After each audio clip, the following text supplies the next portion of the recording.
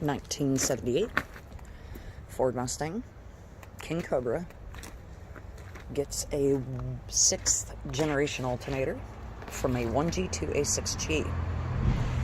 So my foster son and I went to a pick and pull. We found this little baby right here, 6th generation alternator. This was $25 with a core charge of $4.99, so it was $30 total to pick this up. The reason why we didn't go with a 3rd generation is we couldn't find one that was in good a shape as this was. I did later find one about a week later after I found this. So I set to do research as to how to install a 6th generation. The awesome thing about the 6th generation, we'll talk about alterations first that you need to make to the alternator itself to make it work for your 1st gen application. This alternator mounted directly into the brackets of the 1st generation. I was able to use the aluminum sleeve right here without any grinding. I used the original bolt here. So for my 1st generation, the mounting bolt here, I used the 6th generation mounting bolt here. Is the same length as the 1st generation. When you pull this from a junkyard, you'll pull the bolt out and you'll notice it's the same length. Problem is the threading's a little bit different from mine, so I use my old bolt there. The bottom bolt is from the new 6th generation, so I upgraded it. And the pulley is from the 1st generation. Now the pulley I had to sand and grind down to get the back spacing correct in here. The shaft is not as long as you would think on the 6th generation, but look at that. That is pretty darn straight, if I do say so myself, in regards to the belt. So this is what I had to do. There was no grinding of brackets. It mounted directly up. But there was some grinding and fitting that needed to be done in order to mount the V-belt drive pulley.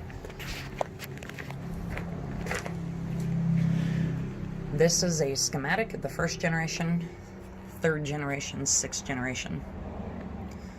So your 6th generation housing is smaller than your 3rd generation, so there's no grinding of bracketry to mount it. But you do have to alter the case up here near the shaft. So we found that the shaft had a lip that went, or not the shaft, actually the case had a lip that followed the shaft, and that lip is about 3/4 of an inch, maybe even an inch tall. That created a problem. My V-belt pulley wanted to sit on that lip and grind on that lip when I put it on. So what I did was I ground the front side of the pulley, the back side of the pulley, because it had a large washer space in here. I'll show you kind of an example of a pulley. So this is the 3rd generation that I pulled from the junkyard a week after I pulled the 6th generation. And again, these are $30, you know, they're $25, $5 for a core charge. Honestly, like, how can I go wrong? This is a pulley I ordered off of Amazon. I figured I'd order a pulley off Amazon just to see if it mounted better than the pulley that I had pulled for my 1st generation. And even this pulley, with this lip here, still doesn't want to fit onto the 6th generation housing. I would have to grind this lip down. So that's what I had to do off of my 1st generation pulley. I had to grind this lip down, and there was a lip on the inset portion that was quite huge. It stuck out to here. I had to grind that down. Once those were ground, I used, if you pull your fan off of your 1st generation pulley, oh, and a secret to get these things off, use an impact wrench. So, impact wrench, Ryobi. We picked this up. This is probably the cheapest Ryobi impact wrench you can get. This thing works perfect to get the nuts off, put a little PB blaster on it, and then get your bolts off. Hold on to your pulley and zip, out it goes. Okay. In order to fit the pulley onto the 6th generation, back to that. We also, do you see how flush this sits? This is the 3rd generation. The 6th generation has a lip that raises along the shaft. We ground that down to where there was about 1/16 of an inch of a lip left. So it's a small little raised bump. In between the shaft, so you see here how the 3rd generation has the bearing directly on top, which means if you put this pulley on, this piece will be sitting on the bearing and it will not hit the housing and it will turn freely with the shaft. The problem is with the 6th generation, the room between the shaft and the housing is really tight. So if you come to your 1st generation, you've already borrowed its pulley, you're going to borrow a sleeve bearing. And I believe that's what it's called, is a sleeved bearing.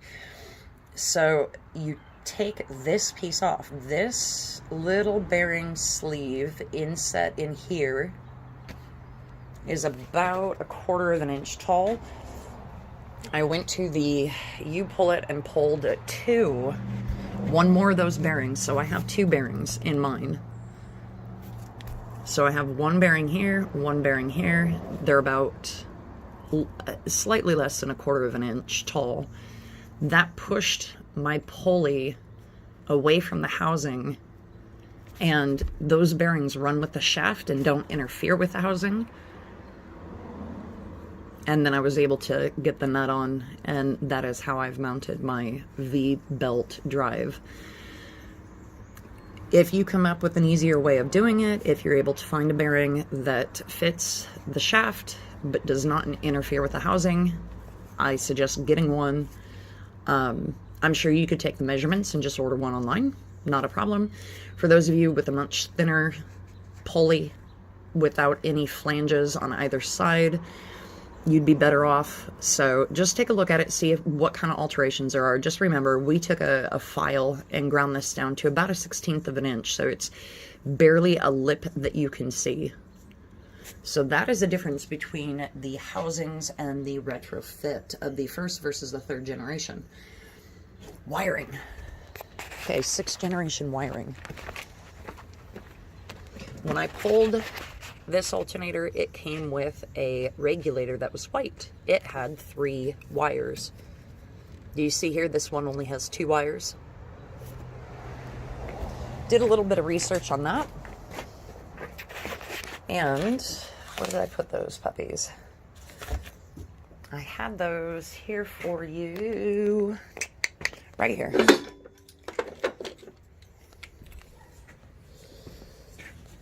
These are regulators. So I went back to the U-Pull-It. These regulators, I think they charged me like $2 or $3 for these.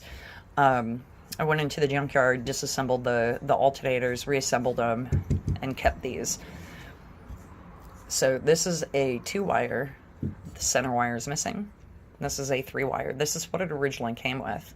Did a little bit of research, and this is what I found. This is your A wire. So when you look at your original extended external regulator, and I'm going to try to find mine for you, and I think I already pulled it to show you. Man, I'm doing good today. Here it is.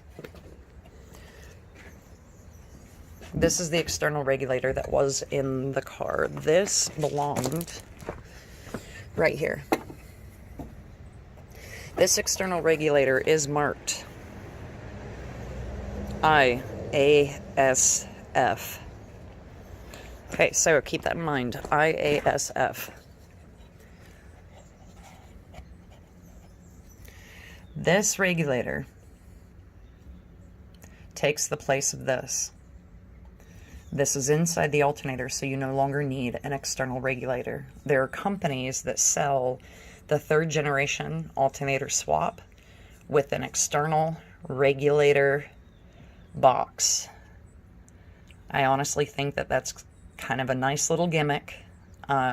It's a way to make some extra money on their part. So don't be fooled. You don't need this anymore. This takes the place of this. Okay, back to this. This is after the 6th generation. This is the white regulator that everyone says you can't do anything with the alternator if you pull it with a white regulator. Well, on YouTube, there's a guy that shows how to remove these regulators. And if you follow his every step, they're super easy to pull. So the reason why you don't want the white regulator, if you can find an alternator that's in really good shape with a gray regulator with 2 wires, do it. If you can't, white regulator and then pull a gray one and put the gray one on your alternator. This is your A. So pretend this is the same wiring as this. So this is your A, this is your A. This furthest, largest cord, I think most of them are orange and yellow. This is your stator wire, your S. This is your ignition wire. And usually the ignition wires, I believe, on the 6th generations are green and yellow, or green and red. This stator wire goes to an ECU, electronic control in the vehicle. So you don't want to have to pull an ECU. Trash. New one. Install this. So I pulled 2 just in case.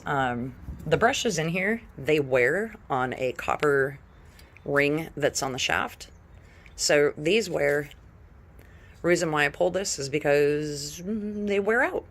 And eventually I'll need to replace it. So this is a replacement. Let's go back to the Mustang and show you the rest of the wiring setup.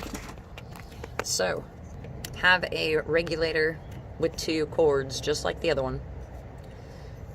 So your A, and I always call this an alternate power source. I can't remember what it stands for, honestly, but the A is my alternate power source. My S is gone, my stator, because it's internal, my ignition. The A is wired directly to a fuse box, little guy. This is a 20 amp fuse breaker holder. It's got 20 amps in it. This runs to a newly mounted mega fuse. The mega fuse I am running is 125 amps. The regulator produces 110 amps, or the alternator, sorry, produces 110 amps. The reason why I went with 125 amps, if I'm grounding or if I have a short, this will blow at 125 amps. It won't run all the way to 150, so I just want to be on the safe side. So your red, or originally you'll start out with an orange and blue striped wire, runs to the little 20 amp fuse, which is then plugged in here to your 125 mega amp box. Your ignition, what I did, I took this ignition wire and I ran it all the way around to that side where the old ignition wire came out of this. So, of course, I chopped it and put a new ignition wire in. So the I went to the I on the new alternator from the old external regulator. The A can go to the A on the new alternator. I just decided to run a quick short line to here and have it have its own separate little amp breaker there. It's just a little easier to access for me. The S is no longer needed, so you can cut this and tape it off. This is your stator wire. And then out of the vehicle, you no longer need this thing. Kind of pretty. It used to sit down here. Look. Less crowded. I love it. Okay. The main power from the back end of the alternator runs there to the mega fuse. So everything's pretty much tapped into the mega fuse. And then from the opposite side of the mega fuse to the positive side of the starter coil. So this is my battery cable. On the opposite side of the starter coil is the starter, and that runs down to the starter. This guy does. That is how I wired a 6th generation. I am operating at 14.3 volts. and I haven't had any problem with it yet. I'm cleaning up my wiring a little bit. For those of you that have a Ford, so I'm going to talk a little bit about Ford Mustang specific. So Ford Mustang specific, Mustang IIs, my wiring, this is the back end of the fuse panel, and the wiring harness ran along here and ran into this. This is a 3/4 sided box. It's open on the inside in between the radiator and this front bracket arm. And the wire ran along up in here, and what I started noticing was this piece here had melted in several areas. So it was touching the radiator. It wasn't mounted or secured properly, and it was just a pain in the backside. So I took and separated the wiring. Anything that has to do with power sources, the alternator, the charging system, is run now along the back side of the car and over to the battery, solenoid, mega fuse, etc. I prefer not to cover it for right now just because I want to have those open. I want to be able to see what's going on, and if I blow any fusible links, I have access to it really quickly. The rest of my wiring runs along here. Now at this junction, this is this front headlight, and then anything that runs up and along that way is for that headlight, that turn signal, and then that's it. This wire, this set of wires, is only 4 wires. That's it. That's all I needed to cross this bridge. So instead of putting it in the front on the inside of the box, what I did was I wrapped it up and around here. Along the bottom, there's a lip, and you can hide this wire really easily. Runs along here, and then back, and then out to the headlight and the blinker. So that is it for now for 6th generation. So if you want to swap to a 1st generation to a 6th generation, $30 at a U-Pull-It. There you go.